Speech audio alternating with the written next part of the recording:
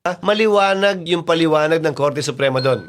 Napagkasunduan niyo po ba ang conviction threshold ng 16 votes sa ibang senador? Posible bang mabago ito? Hindi namin pinagkasunduan. Hindi ko pinagpapaalam ang aking anuman ang sasabihin ko, ang tanumpating bibigay ko. Gayon din naman ang ibang senador. Hindi naman sila nagpapaalam sa akin ang sasabihin nila bago nila sabihin. Subalit may nakausap akong ilang mga senador kaugnay dito at sang-ayon sila sa aking posisyon. Ito po ay si Francis Joseph Cheese Guevara Escudero. Ayan. Hello po. Hello po, sir. Ito pong aking itatarot na to po ay again and again sa Madlang People. Ito po ay again for entertainment use. Walang pikunan. Ito po ang tarot na aking babasahin. I-direct to the point ko na po dahil kung saan po siya naka-hot seat ay doon po natin ididirekta ang tarot. Ayan. Ipakita nyo sa akin kung ano ang nakikita ng tarot. Ulit natin ang pangalan. Francis Joseph Cheese Guevara Escudero. Universe, help mo ako. Ilabas ang nakikita. Walang bias at wala tayong kakampihan. Jesus. Pikit pa ako no? Wow! Sa ngayon po, ito po ay ang ating si Sir Cheese Escudero. Napapansin nyo po, na ngayon po ay may isang hinahawakan siya. Marami po, ito po ay maraming problema, maraming kaso, maraming ano bang tawag na sa Tagalog? Idinadaing sa kanya. Pero isa po ang talagang nagbibigay ng sakit ng ulo. Hindi lang po sakit ng ulo, ang nagbibigay sa kanya, hawak niya ngayon ng isang malaking problema kung paano niya susolusyonan at ipapaliwanag sa tao. Ayan po, hawak niya. Sa totoo lang, ang paghawak niya rito, kitang-kita nyo po, napakahigpit ng hawak niya. Kung tutuusin, iniisip niya kung bibitawan or hindi. Sa nakikita ko po rito, ayan po siya. Ang pagkahawak po niya sa ngayon ay nagdadalawang isip. Hindi dahil sa nagdadalawang isip, kung hindi pinag-aaralan niyang mabuti. Dahil kung hindi po niya to pag-aaralang mabuti, darating po yung time, baka itong hawak niyang ito na impeachment case kay Ma'am Sara ay magkaroon ng malaking problema at magbunga ng hindi maganda. Ayan po, ayan. Bakit ko nasabi po ito ay impeachment? Ilang buwan na po at ilang taon, kukumputin po natin yan dito. Kitang-kita po. Ito po ay ang mga cases laban kay Ma'am BP Sara Duterte. Ayan. Yan. Makikita nyo po, kitang-kita. Isa, dalawa, tatlo, pang-apat, pang-lima, pang-anim. Ang dami po, yung iba po ay kaya naka-cross out, kitang-kita naman po, ay hindi nagmaterialize. So, ito po yung maraming reklamo na dinadaing sa kanya ng mga walang pinakitang tao, pero kung makikita niyo po ang kulay, ito po ay mga bughaw. So, ang ibig sabihin nito, mga politiko. Yan. May mga kaya, may mga pera. Alam naman natin, kung ordinaryong tao rin yan, sasabihin dito iba ang kulay. So, makikita niyo po, ang isang pinakamatindi ay gustong tapusin sa maiksing panahon. Yan. Kaya yan po, lumalabas. Pinaliwanag ko pong mabuti sa inyo. Yan. Ano kaya ang susunod? Oops. Kung makikita nyo po, may signify po or sign ng isang bata ay kinakailangan po ito ay pag-asa. So, ang ibig sabihin po nito, maiipit talaga si Ginoong Cheese Escudero kasi may nag-o-offer sa kanya or may nangungulit sa kanya na ibaliktad or kaya nga po pag-asa, na wag gawin yung isang pag-asa. Ibig sabihin po, maaaring ang hindi pagkakaroon ng impeachment, wala po akong kinakampihan, binabasa ko lang po. Or isang pag-alis, ibig sabihin, pag-ayaw dito sa offer na ito para ang bagong pag-asa ng mga Pilipino na naniniwala in both side ng katahimikan ay huwag sundin. So, dito po, ipapaliwanag ko po, ito po si Ginoong Cheese Escudero, hawak niya. Tapos nakita nyo, naka-islant. Ibig sabihin po na naka-islant, delikado po siya dito. Pag ito, nagkamali po siya ng desisyon. Magbubunga ng isang pangit. Kapag itinuloy ang desisyon na impeachment. Ito po binabasa ko lang po Ayan po, naka-slant. Kung talaga pong magiging maganda ang desisyon for impeachment, nakatayo po ito. Lahat ng nakatayo at nakahawak ang kamay, ang ibig sabihin ay go ilaban. Depende po sa kasunod na tarot. Ngayon po, ang nakasunod po na tarot ay isang taong nag-o-offer sa kanya, kinakausap siya, pero umaayaw po siya. Dahil alam niya na may isang pag-asa na umaasa ang taong bayan. Ayan po. Yan. Kaya dito, hindi ko po gustong pakialaman ang desisyon ng Ginoong Jesus Escudero. Una-una sa lahat, hindi naman ako wala akong concern tungkol sa mga ganyan kasi wala talaga akong alam sa politika, pero binabasa ko lang po ang tarot na kapag sinunod niya yung nagbibigay sa kanya ng offer, may magandang offer, may magandang not only offer, may bitong offer nito ay salita na ituloy mo na, bilisan mo na, yan. Pero bata po ang sumunod na ino-offeran. Ibig sabihin ng bata, ito ay pag-asa. New na pag-asa. Na maaaring, pinakita lang po sa atin na yung picture ng bata, pero yun po ay pag-asa. Na kapag yun pong pag-asang iyon ay pinakialaman, marami po kasi ang nagre-request ng katahimikan. Hindi sa side ni President, kung hindi rin sa side ni Ma'am BP, kung hindi sa side ng katotohanan. So, dito makikita nyo po, paano ko po nalaman yung side ng katotohanan? Kung makikita nyo po ang mga bulaklak, 1, 2, 3, 4. 4 po is for impeachment, pero 3 lang po ang ginagrant na nakikitang po pwedeng makasira sa kanya. Nakasira kay Sir Chis Escudero.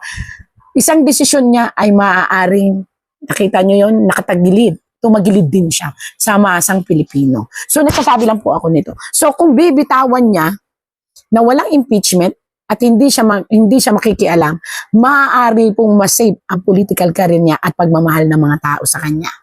Yan po Linaw po, malinaw na malinaw. Akin lang pong pinapaliwanag. Ang nakikita ko po, ayan. Naghihintay siya ng mensahe. Si Chis Escudero, sorry po, wala na yung ginawa. Si Sir Chis Escudero ay nakaupo, nalulungkot, naguguluhan, nakasandal siya ngayon sa kanyang posisyon. Yung posisyon niya po ay yung puno, yung kanilalagyan niya. Actually, matibay po ang posisyon niya. Pero maaari, kahit nyo, matibay ang posisyon niya. Maaaring makatulong siya para makalika. Nakita niyo yung tatlong yan? Yan yung impeachment po yan. Napansin niyo halos pare-pareho. Kaya kong i-explain yan kahit saan. Pero ito, kung naririnig ito ni Sir Chis Escudero, sasabihin niya, tama ang tarot. Litong-lito siya, nahihirapan siya, nag-iisip siya. Kasi isang move niya, hindi po Malacanang or hindi ang matataas ang madidisappoint, kung hindi ang punong ito. Ano po yung puno? Ito po yung posisyon niya na maaaring masira oras na magkamali siya. Kaya nakakaawa rin po siya. Naawa ako bigla no? Kung po pwede nga lang, itarot na lang. Ito ang mangyayari. Kasi hindi mo pwedeng ganun. Sa kanila na dapat magsipag-ayos na ganyan. Naku. May 2 taong nagagalit sa kanya kasi ayaw niyang magsalita. At sa nakita ko po, matalino si Sir Chis Escudero. Alam niya ang ikababagsak ng kanyang karir at alam niya kung kailan siya gagalaw at hindi. So, ano naman ako sa kanya kasi espada ang hawak niya no? Again and again, impeachment na naman po yan. Doon po siya ididiin sa impeachment na yan. Kung may 2 tao na nagagalit po sa kanya kasi hanggang ngayon, naniniwala siya na hindi na dapat ituloy ang impeachment. Kasi may nakita siya na ikababagsak talaga ng gobyerno natin. So, may concern si Sir Chis Escudero sa sitwasyon. So, yun nga lang, we cannot please anybody. Nanawang ko si Sir Chis Escudero. Ayan, yan na naman, may piring na siya. Sa totoo lang po, alam na niya kung anong desisyon niya, pero hindi ko para sabihin dito. Alam na ni Sir Chis Escudero na may mga bagay na dapat i-reconsiderasyon na hindi dapat ituloy ang impeachment. Nasa kanya mag-uumpisa. Kung gusto nila, parang ganito ko kasi ang sitwasyon kung gusto ninyo, ito po ay nakita ng tarot sa isip ni Sir Chis Escudero. Kung gusto ninyong ituloy yan, gumalaw kayo ng mabilisan na kayo mismo, huwag manggaling sa akin. Kasi may nakita siya na hindi na talaga. At nakikita rin po ng taong bayan. So, isang pagkakamali talaga ni Sir Chis Escudero. Taong bayan ang kalaban niya. Masakit sa ulo, kaya hindi maganda maging politician. Maging mabuhay na lang tayo ng ano. Pero kung wala namang politician, di ba, ang gulo rin. Pero kung mabubuhay naman tayo ng simple lang, kakaawa rin pala itong mga politiko na to. Ay, mananatili ang pananaw ni Sir Chis Escudero. Tama ang pananaw niyang huwag siyang magpadala sa anumang salita. Hindi nagpupush po sa kanya. Hindi ko alam kung sino to, lalaki. Dami na mabilis ang lahat. Pero ito po ay nakaupo. Nakaupo po ito. Nakaupo ito sa katungkulan. At may hawak po siyang batas. Minamadali po siya.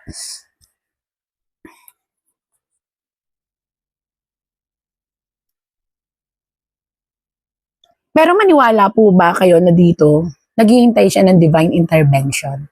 Yung alam niyo yung kutob na niya, sana kutob na niya na hindi siya dapat makisawsaw diyan.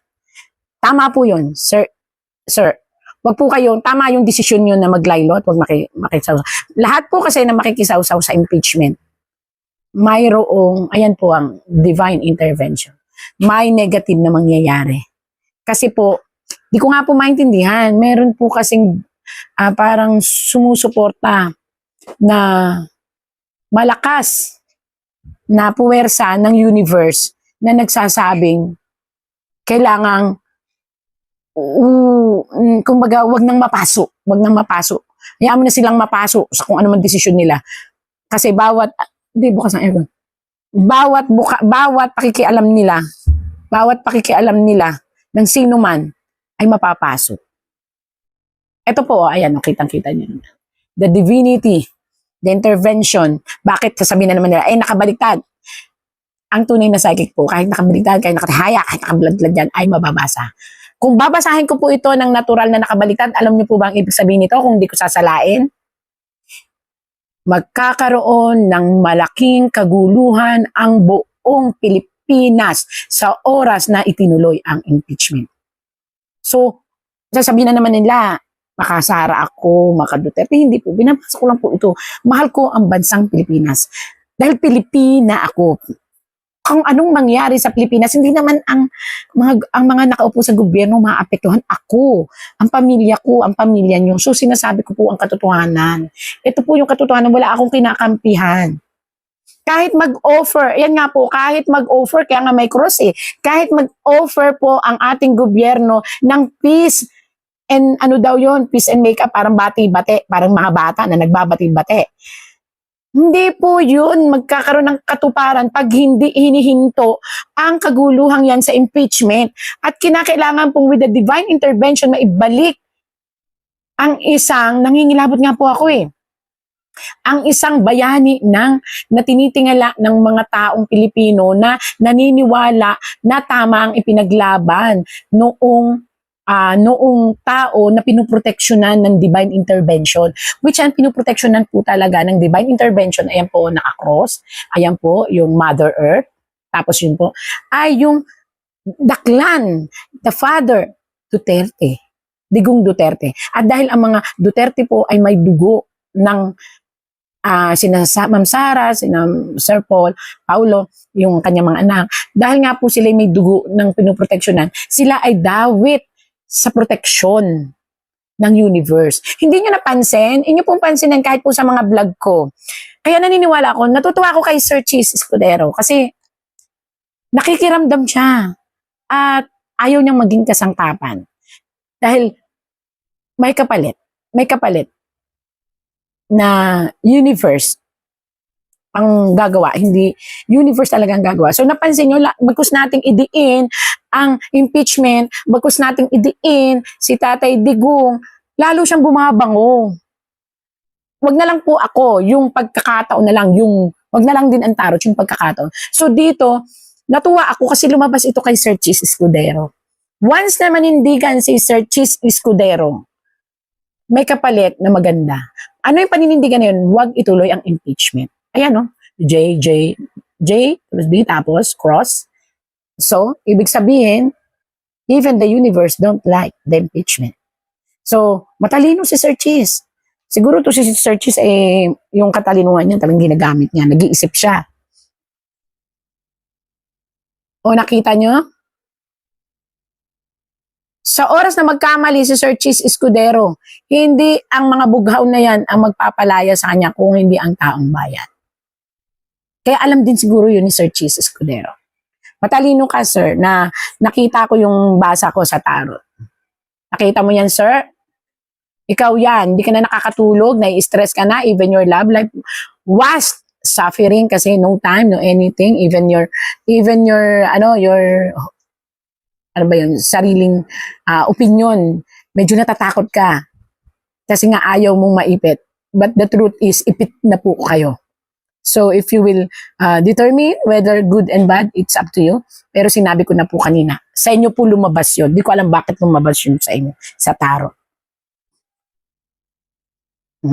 Sa ngayon po, 3 ang pinoproblema nyo. Una, may isang tao, yan, sinasaksak kayo. Hindi naman po literal na sinasaksak, kundi po nakasaksak sa inyong puso. May mga masasama na kayong salitang naririnig sa isa sa mga nakaupo. Pangalawa, may isa pang nakikialam. 3 tao po ito, ha. And ito po, sa mismo mga kasamahan mo, nakatarak, parang daming mga negative na salita. Isa sa isang kilalang namumuno, nakatarak din. Maybe may nare-receive ka mga ikaw lang makakasagot po nito. So, I tell you, malalaman nyo naman kung nagsisinungaling ako hindi, dahil alam nyo yan. Tapos itong the rest, natatakot ka sa taong bayan sa pagkakamaling gagawin mo. Which is tama, may takot ka. Yun po ang kulang sa ating mga nakaupo. Kailangan matuto po tayong gumaya kay Sir Cheese Escudero na may takot.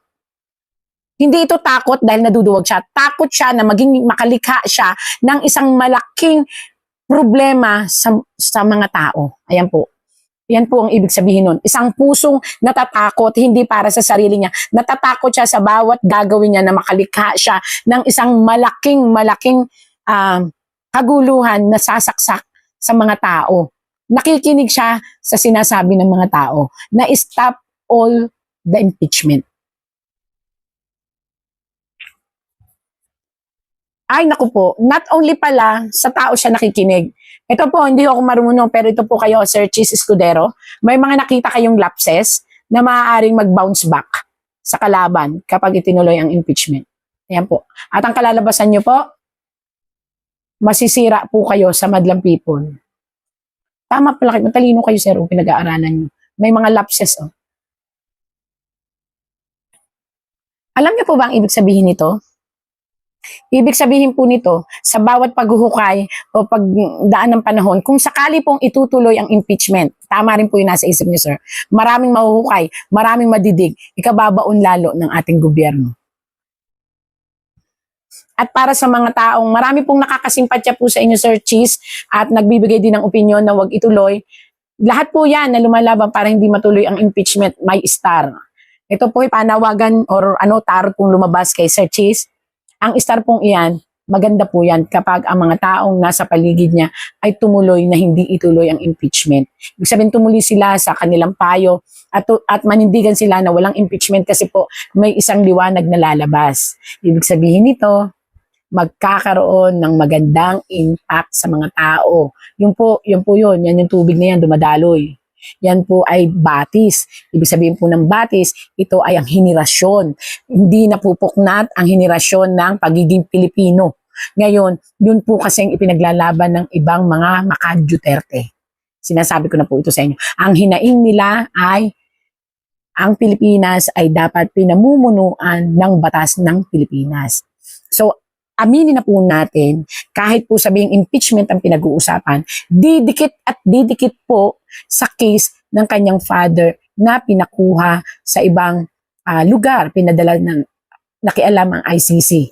So, didikit at didikit yan sa ganyang sitwasyon. Wala na pong katapusan hanggang sa magkaroon na ng dalawang isipan ang mga tao na kayo ay puppet ng kasamaan at hindi ng kabutihan. Kaya bilib po ako sa iniisip nyo. At yung mga sumusuporta kay Sir Cheese Escudero, yan po kayo, mga bituin po kayo. Kaya po kayo bituin na maputi, malinis ang hangarin ninyo. Ilan kayo? 1, 2, 3, 4, 5, 6, 7, 8. 8 po kayo. 8. Sino tong 8 to? Napakaswerte nyo po kasi yung lahat at pag po nag-manifest na maiayos at wala nang mga ganyan-ganyan, may star po, may regalo kayo mula sa universe. Ay, naku, nahirapan ako. Tarot naman masyadong At victory ay pupunta at babalik ang tiwala. Masakit po ito, Sir Cheese, pero marami po ang nawawala ng tiwala sa inyo. Dahil akala po kayo ay bayaran or puppet ng gobyerno. So, let's try to change all those concepts within their minds and may they realize the battle that you have in. Ito po. Ayan. Yan. Sa love life, ko na akong pakialaman kasi hindi naman kayo doon nahahot seat Pero mag-ingat po kayo sa health nyo, ha? Yung mga tuhod, kasukasuan at sikmura, kailangan nyo pong magpa-try. Maybe it just a matter of stress and secondary, napapagod kayo. Ayan. Main decision, ipaglalaban yung huwag makialam. Kasi nga po, may isang tao na gusto kayong mga kialam, so it's depend upon you. But the tarot say, you have to strong, have a battle. At para sa bawat battle nyo pong ipapakita na sincero kayo, na talagang pinapakita nyo na hindi kayo puppet or hindi kayo bayaran o hindi kayo utusan, yun po yung sinasabi lang ng tarot. Wala naman po kung ano doon.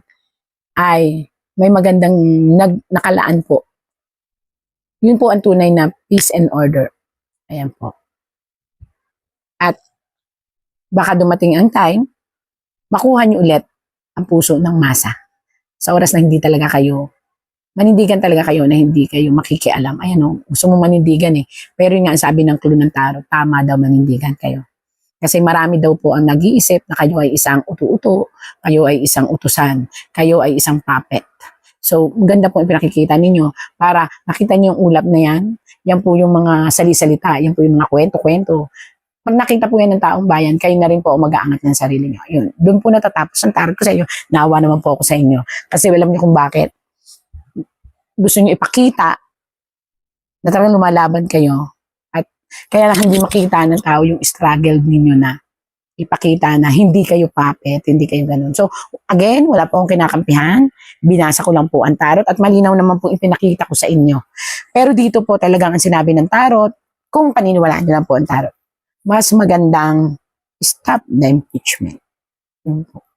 Kasi kahit po magsabi ng mga peace daw, ay parang hindi naniniwala ang tao. So, stopping the impeachment may cost to bring back again the trust and what we call na parang second na pag-iisip ng tao na mayroon pa palang mga nakaupong politiko na hindi puppet. So, yun po yun.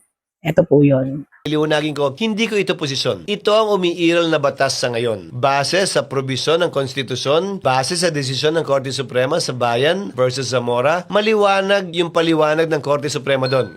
Napagkasunduan niyo po ba ang conviction threshold ng 16 votes sa ibang senador? Posible bang mabago ito? Hindi namin pinagkasunduan. Hindi ko pinagpapaalam ang aking anuman ang sasabihin ko, ang tanumpating bibigay ko. Gayon din naman ang ibang senador. Hindi naman sila nagpapaalam sa akin ang sasabihin nila bago nila sabihin. Subalit may nakausap akong ilang mga senador kaugnay dito at sang-ayon sila sa aking posisyon. Sa katunayan, liliwanagin ko, hindi ko ito posisyon. Ito ang umiiral na batas sa ngayon. Base sa probisyon ng konstitusyon, base sa desisyon ng Korte Suprema sa Bayan versus Zamora, maliwanag yung paliwanag ng Korte Suprema doon. Ano ba ang sitwasyon ng Senado sa ngayon? Merong 21 senador, 2 ang nakapiit, ang isa ay hindi matagpuan. Yung kaso sa Bayan versus Zamora, klaro't maliwanag na 23 lamang ang senador dahil si dating Vice President, dating President, dating Senator Gloria Macapagal Arroyo ay nahalal bilang Vice President noong 1998. So, klarong 23 lang. Walang nakapiit, walang nawawala, walang Walang nagtatago. Klarong 23 lang. Pero ang sinabi ng Korte Suprema, sa pagratipika lamang ng isang tratado, ang bilang pa rin na dapat sundin ay 24, hindi magiging 23 dahil ang nakalagay sa pagratipika ng tratado ay 23 senators. Lalo pa siguro kaya kung impeachment ang pag-uusapan, na karapatan ng isang tao ang pinag-uusapan, hindi lamang karapatan ng isang tao, mandatong binigay sa kanya ng milyon nating mga kababayan. Mas dapat siguro na maging stricto tayo tulad ng sa pagratipika sa mga tratado. Gaya ng sinabi ko, ito ang kasalukuyang batas na umiiral. Naalala ko yung aking professor sa constitutional law, the late former Professor Perfecto Fernandez. Sabi niya sa amin, when the trial court makes a mistake, it is appealable to the Court of Appeals. When the Court of Appeals makes a mistake, it is appealable to the Supreme Court. If the Supreme Court makes a mistake, it becomes part of the law of the land. Ito ang umiiral pong desisyon ng Korte Suprema, sang-ayon man po tayo o hindi. Kaya nga sinabi ko, kung sino man ang hindi sang-ayon sa posisyong ito, hindi lamang ng presiding officer, pati na rin ng impeachment court. Dahil wala namang umapila o naghahanap ng rekonsiderasyon sa aking pasya at sinabi, may pagkakataon silang iakyat ito sa Korte Suprema dahil justiciable controversy na ito. Depende siyempre sa pagpapasa ng Korte Suprema din, sa palagay ko ay pwede nang iakyat at hinug ito. Bakit ko sinasabi ito? Ang impeachment process ay highly political. Klaro naman po, hindi ba? Na may magkabilang panig na magkaiba ang sinusulong. Pabor o kontra man sa impeachment, pabor o kontra man sa nasasakdal. Hindi ba dapat lamang na kapag natapos ang impeachment, tapos na rin ang gulo, away at bangayan? Impeachment ang proseso para tumuldok dito sa prosesong ito. Ang pangit naman at ang lungkot, kung matapos namin magdesisyon na may 14 o 15 boto, dun pa lamang mag-aaway-away uli, ay convicted, ay acquitted, dahil magkaiba sila ng pananaw. Sana kung sakasakali, mapagpasahan ito ng Korte Suprema kung may aakyat man sa Korte Suprema, bago pa man magkaroon ng pinal na kapasahan ng Senado, para hindi na tayo magsimula muli sa pinagsimula natin, na may gulo, may away, at may bangayan. Sana ito impeachment process, sino man na manalo, sino man na magwagi, maging tuldok na, kaugnay sa bangayan, away, hindi pagkakaunawaan, at mga akusasyon laban kanino man, upang ito'y mapaliwanag, mabigyang linaw, at makita rin ng ating mga kababayan.